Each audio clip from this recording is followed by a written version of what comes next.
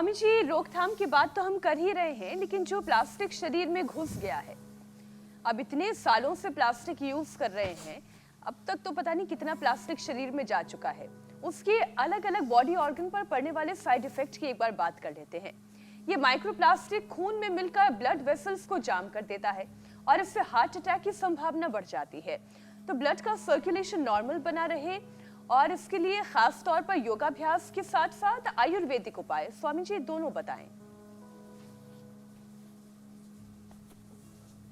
हाँ देखो, एक तो जो बचपन से शीर्षासन करते रहेंगे उनको ये प्रॉब्लम होगी ही नहीं। शेष को तो मकरासन और भुजंगासन जो अभी हम कर रहे थे वो करना है, और गोमुखासन करना है। अभी हम हार्ट के लिए बता दें। गोधन अर्क, शरीर के शुद्धिकरण के 5-5 छोटे छोटे उपाय बताता हूँ। सामान्य रूप से अभी आंवला आने वाला है, अभी थोड़ा थोड़ा कच्चा तो आ गया है, परिपक्व हो जाएगा अगले महीने से सितंबर, फिर अक्टूबर से तो पूरा परिपक्व आंवला आने लगता है और हम च्यवनप्राश बनाने भी लगते हैं। पिष्टी पहले की भून करके रखते हैं गाय के घी में, तिल का तेल उसके ऊपर डाल देते, फिर भून करके ना गाय के घी में पूरा भूनते, फिर तिल के तेल ऊपर डाल देते, तो फिर उसमें कोई फफूंद आदि नहीं लगता, कोई फंगस नहीं लगता है। हम साल भर आंवले की पिष्टी से अमृत रसायन च्यवनप्राश आदि बनाते हैं, लेकिन परिपक्व हो जाएगा तो आंवला, नींबू, हल्दी, अदरक का, तुलसी का पानी सुबह सुबह पीना चाहिए। सुबह सुबह तुलसी खाना चाहिए, सुबह सुबह पत्थर चटा खाना चाहिए। पत्थर चटा बड़ा ज़बरदस्त होता है। गोधन अर्क पीना चाहिए, सुबह सुबह नीम के पत्ते खाने चाहिए। तो ये ऐसी चीज़ें हैं जो बॉडी को डिटॉक्स करती हैं। ये जो हम लौकी का जूस बोलते हैं, लौकी का जूस, पेठे का जूस और अर्जुन की छाल, दालचीनी का काढ़ा तो हार्ट को पूरा अंदर तक क्लीन कर देता है। हार्ट में जो माइक्रोप्लास्टिक के कण गए ना, वो आजकल इजेक्शन फ्रैक्शन को कम कर रहे हैं। लोगों का मैं देख रहा हूँ 60 से घट करके 15-20 तक आ गया है। लोगों का पल्स रेट 40 तक आ गया है, और फिर कहते कभी भी सोते सोते सदा के लिए सोते ही रह जाओगे।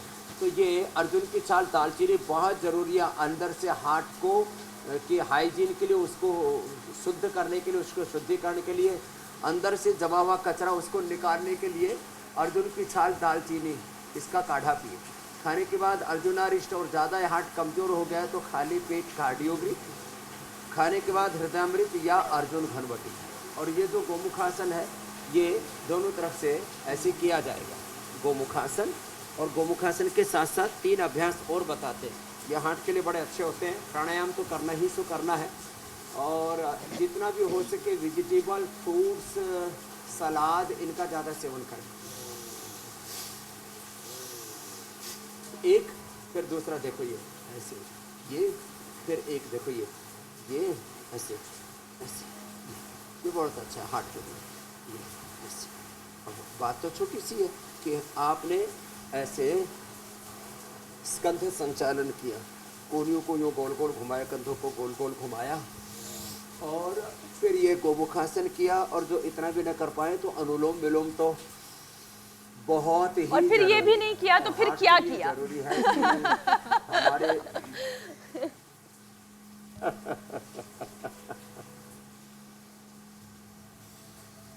जी मेरे Swami ji, nano plastic, micro plastic कैसे हमारे शरीर में पहुंचता है, उसके क्या प्रभाव पड़ते हैं, हमारे ऑर्गन्स को वो कैसे इफेक्ट करता है, उन सब के बारे में हमने जाना, और कैसे हम अपने शरीर को बचा सकते हैं वो उपाय भी आप बता रहे हैं। तो एक रिसर्च का मैं जिक्र कर लेती हूँ।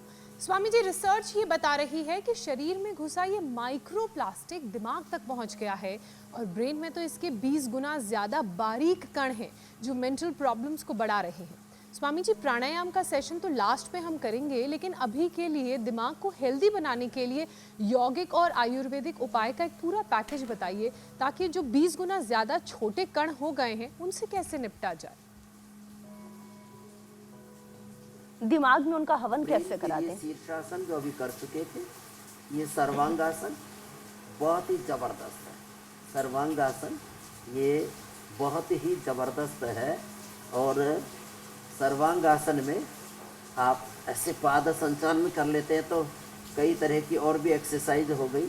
ऐसे ये पैरों को ऊपर नीचे किया, ऐसे आगे पीछे किया, ऐसे दाएं बाएं किया, ऐसे ये और ये। तो ये ब्रेन के लिए, ब्रेन को एक्टिवेट करने के लिए सर्वांगासन, शीर्षासन, और फिर देखो ये मरकटासन और भुजंगासन, बहुत ही जबरदस्त है। अनुलोम विलोम, प्राणायाम, भ्रामरी उद्गीत, ओंकार ध्यान, श्वासों पर ध्यान, दृष्टा ध्यान कहो, प्रेक्षा ध्यान कहो, विपश्यना कहो, गुणातीत भावातीत ध्यान कहो, अपने स्वरूप में प्रतिष्ठित रहना। बार बार अभ्यास करना चाहिए अपने स्वरूप में लौटने का। किसी भी कारण से संसार में हर कदम पर उथल पुथल आंधी तूफान है, तो योग से मम दर्शन फल परम अनूपा जीव पाव निज सहज स्वरूपा तदा दृष्टु स्वरूप अवस्था मजहा अजय संसार रिपु जीत सकई सो वीर जाके असरथ होय दृढ़ सुनो सखा मति भेद। पूज्यपाद गोस्वामी तुलसीदास जी महाराज जी ने भी बताया ये अभ्यास तो अपनाने। साथ में क्या करना, खाली पेट 1 चम्मच गाय का घी अथवा ब्राह्मी घृत, जबरदस्त है। ब्राह्मी शंख पुष्पी का प्रयोग युगों युगों से करते आए थे हम। उसमें भी अश्वगंधा ज्योतिषमती का प्रयोग भी बड़ा जबरदस्त है। अश्वगंधा, ज्योतिषमती, ब्राह्मी, शंख पुष्पी, मीठी बची, 5 चीज़ों का यदि पाउडर एक साथ कर लिया जाए, 100 ग्राम सब चीज़ें ले ली जाएं, ब्राह्मी, शंख पुष्पी, अश्वगंधा, मीठी बच और ज्योतिषवती के बीज होते हैं, सबका पाउडर कर लिया। और पाउडर करके 1 से 2 ग्राम बस दूध या पानी के साथ खाली पेट ले लिया। उससे मस्तिष्क अत्यंत स्वस्थ और जो भी अंदर की गंदगी है वो भी साफ हो जाएगी। तो ये मरकटासन और जो है ये पवन मुक्तासन तो रोज करवाई देते हैं। मकरासन, भुजंगासन बहुत ज़रूरी है मस्तिष्क के लिए। अश्वगंधारिष्ट, सारस्वतारिष्ट खाने के बाद खाली पेट हम मेमोरी ग्रिड खाने के बाद मेधावटी दे देते हैं। और ज़्यादा ही बिगाड़ हो गया हो, फिर पार्किंसन, अल्जाइमर, डिमेंशिया जैसे रोग बहुत बढ़ रहे हैं आजकल, तो फिर न्यूरोग्रिट और इम्यूनोग्रिट भी एक गोली देनी पड़ती है। और हमने मेधा इष्टि से हवन कराया। और फिर जो यज्ञ की भस्म का पानी है, 1 लीटर पानी के अंदर आधी चम्मच भी यज्ञ की भस्म डाल देते हैं, वो पूरा पानी चार्ज हो जाता है। उससे एसिडिक से अल्कलाइन तो हो ही जाता है, वो पूरा पानी चार्ज हो जाता है और हमारे ब्रेन को स्वस्थ बना देता है। मेधा इष्टि से या मेधा क्वाथ से हवन करना गाय के घी से, और फिर उसकी जो भस्म उसको भी पीना, तो मस्तिष्क के रोगों का ये संपूर्ण समाधान बता दिया है। और सांसों पर ध्यान, जब भी कभी मन विचलित तो श्वासों पर ध्यान करें। श्वासों की माला से सुमरूं मैं तेरा नाम, बन जाऊं मैं बंदा है तेरा कृपा निधान। ऐसे हर श्वास में प्राणों के साथ प्रणव का ध्यान। ये भुजंगासन, तो ये तो मैंने सुबह का टारगेट दिया ही हुआ, इसको सब पूरा करेंगे। आगे पीछे झुकने से एक ये देखो संस्कासन, और पीछे झुक गए तो सुप्त वज्रासन। तो ये पूरा मैं देख रहा हूँ दाएं बाएं खूब आनंद ही आनंद हो रहा है। आज बरसात में वर्षा योग हो रहा है।